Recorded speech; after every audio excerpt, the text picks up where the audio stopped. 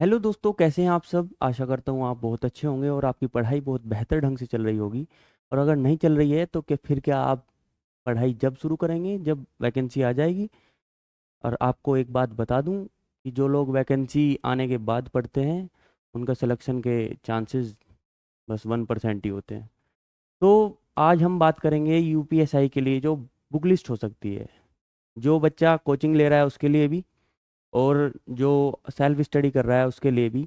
और हम इसमें आज दो तरह के बच्चों को कवर करेंगे कि एक तो जो रिपीटर्स हैं और जो एक फ्रेशर बच्चे हैं जिन्होंने अभी तैयारी शुरू की है, कंपटीशन में अभी कदम रखा है, उनके लिए अलग तरीके से बताऊंगा। और जो रिपीटर्स हैं उनके लिए अलग तरीके से बताऊंगा। तो चलिए शुरू करते हैं, देखते हैं एक एक करके। सबसे पहले हम बात करेंगे कि वैकेंसी कब आएगी। तो इसमें मैं एक ही बात आपको कहना चाहूँगा कि वैकेंसी अपने समय से आएगी, हमारे हाथ में कुछ नहीं है, आप लोगों के हाथ में कुछ नहीं है। तो ये वैकेंसी है, वैसे तो मई में आ सकती है, अभी मई चल रहा है, या फिर जून में तो कंफर्म आ जाएगी। और साथ के साथ एक बात और आप लोग जान लो कि भाई ये ऐसा नहीं है कि किसी ने बता दिया तो हो जाएगा ऐसे ही, बस ये अनुमान लगाए जाते हैं और अपने अपने हिसाब से सब लगा लेते हैं, ऐसी कोई बात नहीं है। इसके बाद हम देखें कि कौन सी बुक से पढ़ें, ये हमारा मेन टॉपिक है आज का, कि हम इस पे देखेंगे कि कौन कौन सी बुक्स हमें अलग अलग सब्जेक्ट, जो 5 सब्जेक्ट मेन हैं उनके लिए देखेंगे हम कि क्या किस तरीके से और कौन सी बुक को कैसे पढ़ें। अब आप एक चीज़ देखिएगा कि दो तरह के बच्चे होते हैं। एक तो रिपीटर्स हो गए जो पहले तैयारी कर चुके हैं, जो पहले तैयारी किसी भी एग्जाम की हो चाहे वो कर चुके हैं।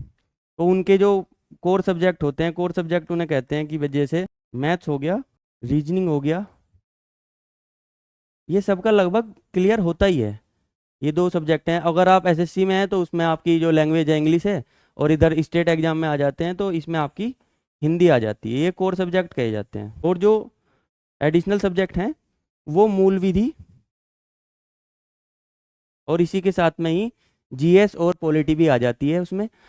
तो हम इसमें कैसे करें तैयारी, ये वाले बच्चे कैसे करें और ये वाले कैसे करें। इनका तो देखो मैथ क्लियर है, रीजनिंग क्लियर है, इन्हें क्या है कि बस उस पैटर्न को समझना है कि जिस हिसाब के क्वेश्चन यूपीएसआई में पूछता है। इन दोनों सब्जेक्ट की बात कर रहा हूँ, मैथ की और रीजनिंग की। और जो ये हिंदी है ये आपको पढ़नी होगी और मूल्य विधि भी आपको पढ़नी होगी। अभी ये एक एक करके मैं सारी बुक्स के बारे में आपको बताऊंगा। बाकायदा मैं उसके फोटो लाया हूँ कि आपको पता लगे कि कौन सी बुक है और कौन से पब्लिकेशन की है। तो आपको इस चीज़ में देखने में समझ में पता चलेगा चीज़ें कैसी हैं और कैसी नहीं हैं। अब फ्रेशर्स के लिए, इनके लिए क्या है कि ये नए बच्चे हैं, अभी कंपटीशन में कदम रखा है, अभी इनके लिए कॉन्सेप्ट बिल्ड करने जरूरी हैं। शुरुआत ऐसे नहीं कि भाई इन्होंने 2 4 क्वेश्चन लगाए और इन्हें याद आ गया। याद क्या आएगा जब कुछ पता ही नहीं है कि मैथ में क्या होता है क्या नहीं होता है, तो फिर याद क्या आएगा। मेन बात तो ये है ना कि याद आना चाहिए। तो इनके लिए अलग तरीके की रणनीति होनी चाहिए पढ़ने की। तो उसके बाद अब हम देखते हैं कि भाई सबसे पहला सब्जेक्ट क्या है। सबसे पहला सब्जेक्ट है आपका मैथ्स, और ये बुक है मैथ्स के लिए। ऐसा कोई पेड वेड प्रमोशन नहीं है, ऐसा कुछ नहीं है, क्योंकि मैंने अपना आप देखा हुआ है इन बुकों, इन बुक्स के बारे में मैंने देखा है अंदर खोल के अच्छे से सब चीज़, कि सब चीज़ है या नहीं है। देखो इसमें कॉन्सेप्ट हैं। तो ये अब हम रिपीटर की बात करेंगे और फ्रेशर की बात करेंगे। रिपीटर में इसमें जो प्रैक्टिस के क्वेश्चन है वो कम है ना। तो रिपीटर्स के लिए सिर्फ उतना ही काफ़ी है कि जितने क्वेश्चन इसमें दिए गए हैं वो उतने से ही उनका काम चल जाएगा। और अगर प्रैक्टिस और भी ज़्यादा करनी है तो वो कर सकते हैं। और साथ साथ आप इस बुक को फ्रेशर के लिए भी यूज़ कर सकते हैं, क्योंकि इसमें कॉन्सेप्ट हैं। ऐसा नहीं है कि भाई कि यूपीएसआई के संबंधित जो पैटर्न के क्वेश्चन हैं वो इसमें दे दिए गए, और ऐसा नहीं है। ये इंग्लिश मीडियम और हिंदी मीडियम में दोनों में आती है। आप इसे कहीं से भी ऑर्डर कर सकते हैं, अपने आसपास के जो बुक स्टोर हैं, या फिर ऑनलाइन आप इसे ऑर्डर कर सकते हैं, ऐसी कोई बात नहीं है। ठीक है। उसके बाद रीजनिंग।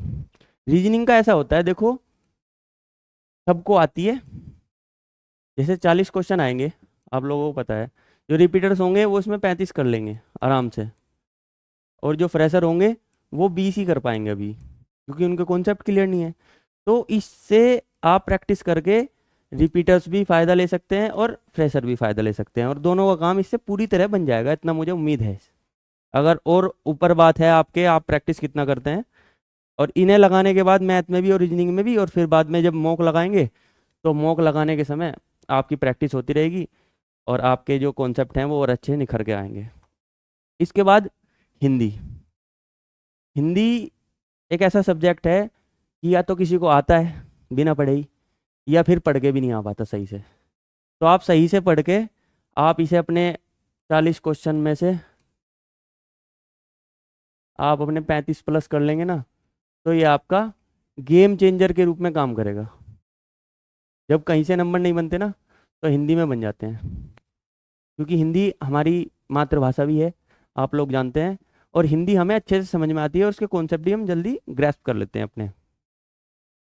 इसके बाद सबसे मेन चीज़ जिसके लिए आपको ये रहता है कि भाई मूल विधि कहाँ से पढ़ें और संविधान कहाँ से पढ़ें और संविधान कितना पढ़ना है कितना नहीं पढ़ना है, तो ये रोजगार विद अंकित वाले चैनल की, उनके पब्लिकेशन की एक बुक है, उन्होंने सही तरीके से इसे बनाया है, बिल्कुल टू द पॉइंट बुक है। फालतू ऐसे तो बहुत बड़ा है आईपीसी पढ़ना और उसमें बहुत सारी चीज़ें होती हैं, हालांकि उन्होंने कवर सब कुछ किया है, पर जो बात है वो एग्जाम के लिए बिल्कुल सफिशियंट है, बिल्कुल सफिशियंट मैं कहूँगा, क्योंकि मैंने ये किताब देखी है और जो पिछली मैं किताबें आपको बता के आया हूँ वो भी देखी हैं। बिल्कुल आपको इसमें रिपीटर्स हो चाहे फ्रेशर हो, सब्जेक्ट तो नया ही है, और जो कोई पहले किसी ने 2021 में तैयारी करी होगी तो उसके लिए भी नया ही होगा, क्योंकि आईपीसी बदल गई है, बीएनएस हो गया है और सीआरपीसी बीएनएसएस हो गया है, और बस ये कह सकते हैं कि जो एक्ट्स हैं वो एक्ट सेम है ना, एक्ट्स जो हैं वो सेम है। तो आप मूल विधि के लिए इसको अपनी बुक के रूप में रख सकते हैं। अब आई जीके और जीएस की बारी। जीके और जीएस की बारी आई, क्वेश्चन तो आएंगे।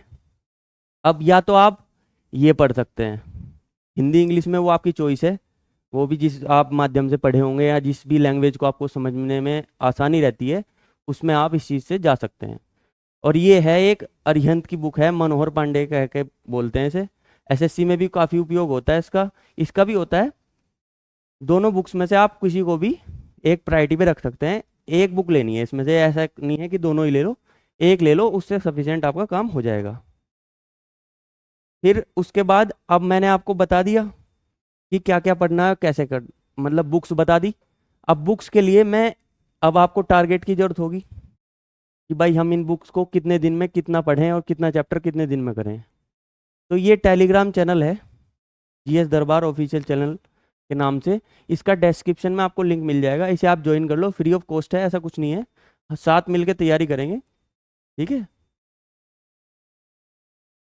और आपकी तैयारी को निखार मिलेगा और आपकी जो दरोगा की नौकरी है वो आपकी पक्की हो जाएगी, कोई दिक्कत की बात नहीं होगी। फिर इसके बाद हमारे ये 2 पॉइंट रह गए ना, अब हम इस पॉइंट पे बात करते हैं कि कोचिंग बैच लें या नहीं। देखो वो आपके ऊपर है कि आपको लगता है कि आप ग्रेजुएट हैं, यूपीएसआई का फॉर्म भरेंगे तो ग्रेजुएट होंगे ही, और ग्रेजुएट बच्चे से इतनी तो उम्मीद की जा सकती है कि वो अपना आप पढ़ ले, अपने आप पढ़ ले और समझ ले, और किताबें आपको बता दी गई हैं, ठीक है, और आपके ऊपर है कि आप लेना चाहें तो किसी का ले सकते हैं, और लेना हो तो अच्छे से लो और उसी से तैयार करो। फिर सेल्फ स्टडी से हो जाएगा नहीं, पक्का हो जाएगा, 100% हो जाएगा आपका, मैं इस चीज़ की गारंटी दे सकता हूँ आपको, क्योंकि बैच में जो पढ़ेंगे उसके बाद भी आपको सेल्फ स्टडी ही करनी पड़ेगी, ठीक है। बिना सेल्फ स्टडी के किसी का सिलेक्शन नहीं होता, कोई होता होगा तो बस वो ऐसे ही हो जाता होगा, आपको भी पता होगा, हमें भी, हमें तो पता नहीं है, आपको ही पता होगा, ठीक है। फिर मैंने आपको सब चीज़ें बता दी गई हैं, और आप अच्छे से तैयारी कीजिए और टेलीग्राम ग्रुप को ज्वाइन कर लीजिए, और धन्यवाद। जय हिंद, जय भारत।